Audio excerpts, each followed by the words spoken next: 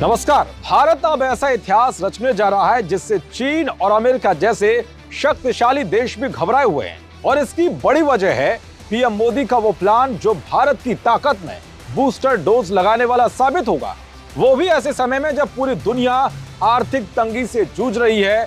अब आपको जो खबर बताने जा रहा हूं, यकीन मानिए विश्व की बड़ी महाशक्तियां भी सदमे में आ गई है। क्या अमेरिका, क्या यूरोप और क्या तिकड़मी चीन सबके सब सन्नाटे में है। दरअसल दुनिया की 5वीं बड़ी अर्थव्यवस्था बनने के बाद पीएम मोदी के सपनों का भारत ऊंचाइयों की नई उड़ान पर है। तब पीएम मोदी का लक्ष्य रुपए को डॉलर का बादशाह बनाने का है। जी हाँ, वही डॉलर जो सालों से पूरी दुनिया पर राज करता रहा है, वही डॉलर जो दुनिया की अर्थव्यवस्था और बाजार की दिशा तय करता है, वही डॉलर जो वैश्विक बाजार का दादा है। मगर अब पीएम मोदी ने ऐसा प्लान बनाया है कि डॉलर की दादागिरी खाक में मिल जाएगी। पीएम मोदी के इस प्लान के बारे में जानकर अमेरिका से लेकर चीन तक टेंशन में है, क्योंकि पहली बार किसी देश की करेंसी ने दुनिया की बादशाहत को ललकारा है। यकीन मानिए, पीएम मोदी का प्लान अगर सफल रहा तो आप जल्द ही रुपए को डॉलर का विकल्प बनते देखेंगे।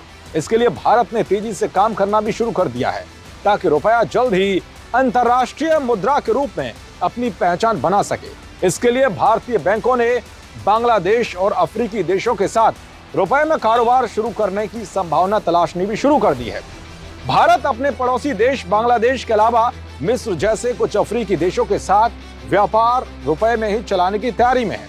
इसके लिए बैंक जुटे हुए हैं। रुपए में विदेशी कारोबार होने से विदेशी मुद्रा विनिमय बाजार में होने वाली उठापटक के असर से बचने में भी मदद मिलेगी। वित्त मंत्रालय की हाल ही में हुई एक बैठक में सभी देशों के साथ रुपए में विदेशी कारोबार की सुविधा देने की संभावना तलाशने को कहा गया है। फिलहाल रूस, मॉरिशस और श्रीलंका के साथ भारत रुपए में कारोबार कर रहा है। अब तक 11 बैंकों ने इस तरह के 18 खाते खोले हैं। वाणिज्य मंत्रालय के आंकड़ों के मुताबिक भारत ने पिछले वित्त वर्ष में मिस्र से 352 करोड़ डॉलर, अल्जीरिया से 100 करोड़ डॉलर और अंगोला से 272 करोड़ डॉलर की वस्तुओं का आयात किया था। इसी तरह बांग्लादेश से भारत ने वित्त वर्ष 2021 से 2022 में 197 करोड़ डॉलर का आयात किया था। अब भारत सऊदी अरब, सिंगापुर, मलेशिया, इंडोनेशिया और ऑस्ट्रेलिया जैसे देशों से भी रुपए में कारोबार करने के करीब पहुंच चुका है। रुपए से डॉलर को चुनौती देने से अमेरिकी राष्ट्रपति जो बाइडेन के माथे पर भी शिकन आ गई है। पहली बार दुनिया की किसी करेंसी ने सीधे डॉलर को चुनौती देने का प्लान बनाया है। भारत अब तक करीब 18 देशों के साथ रुपए में कारोबार शुरू करने पर सहमति कर चुका है। जल्द ही भारत इस आंकड़े को 50 से ज्यादा देशों के साथ समझौता करने की संभावना तलाश रहा है।